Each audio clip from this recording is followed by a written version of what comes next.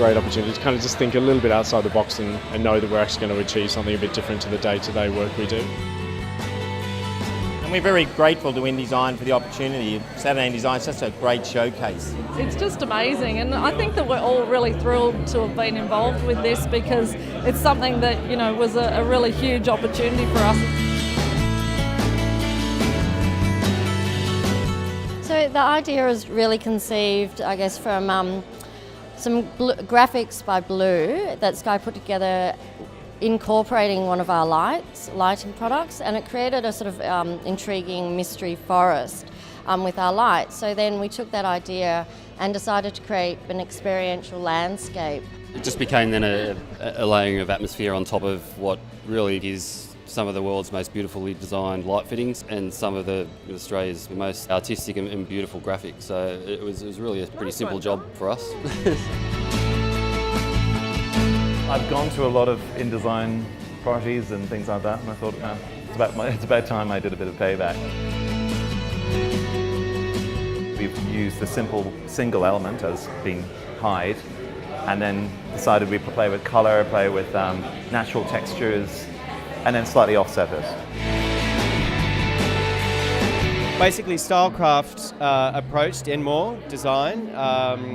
We've worked with colleges in the past, and this year we chose Enmore.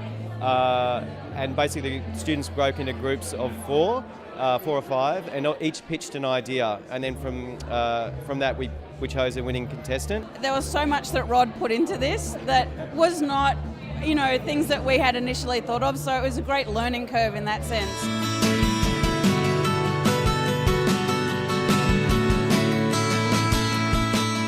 The theme of Element was the InDesign theme, and then Interface sort of took that on themselves and made it about upcycling and rebirth. And I guess we then went through our own process of creating an urban cocoon. Like a Melbourne laneway idea where, you know, you've got pop-up cafes and pop-up bars, you know, being more and more common around the cities. So this is, I guess, a reference to that.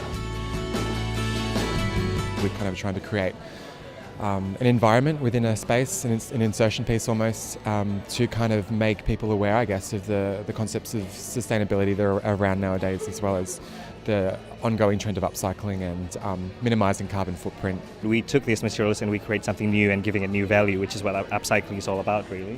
You know, creating this kind of forest-like environment to remind people of the original element that they use was, you know, pretty important to us in the process.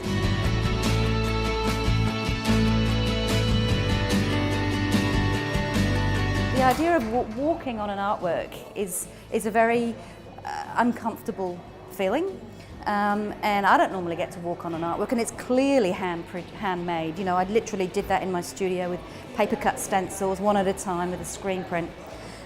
So for people to stop and look at what they're walking on is a parallel for me with stop and look at the landscape and the environment and just think twice before you just plough on through.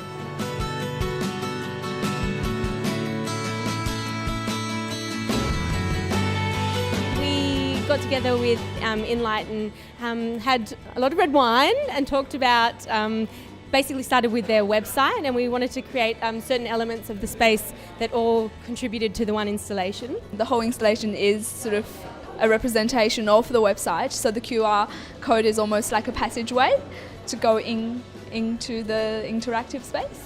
My interaction with the space has a direct impact on other people because, you know, I change the space with the clasps and leave my trace, and also just my interaction can affect somebody on the other side of the space.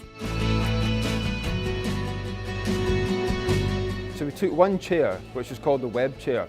We took 20 of them, and we had a team of 6 people that put them all together, actually a bigger team of about 10 or 12, and we put them all together to create this almost physical structure in terms of atoms and molecules, and created a chandelier. And it took 1 hour, that's all it took. It took longer to put the lighting, and the lighting is really what brings it to life, and Lay from LDP has really brought that to life with the lighting, and it's made it all the more special. Yes, it was supposed to be the cherry on the cake. Yeah, cherry on the cake. What we try to do is to create a sensory experience so people could move through this environment, creating this cave-like structure before you, and basically move through the pages just as you would a magazine. So we actually did start from the front cover and we moved right through to the back cover. Obviously a lot of designers were very keen to get involved this year, which is great. And for us as a small firm, it was a really good opportunity, so we hope to do more in the future.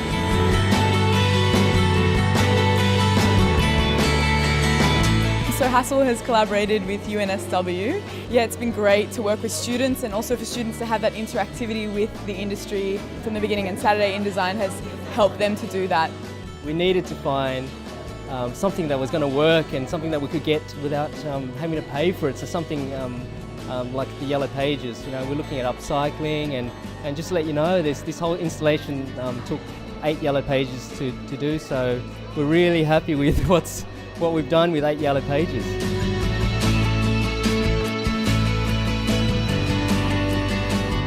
The whole concept of the project is collaborating and just creative minds and showrooms like Keizu working together to create an interactive space. It's all about creating and celebrating creativity. The furniture became part of it via interaction and by seeing it off the ground and in different ways. It wasn't a showroom for the day, it became an experience. When opportunities like this come along, it's kind of a chance. It's like being back at uni, you know, like where you have a project where you kind of the sky's the limit, and it's really nice.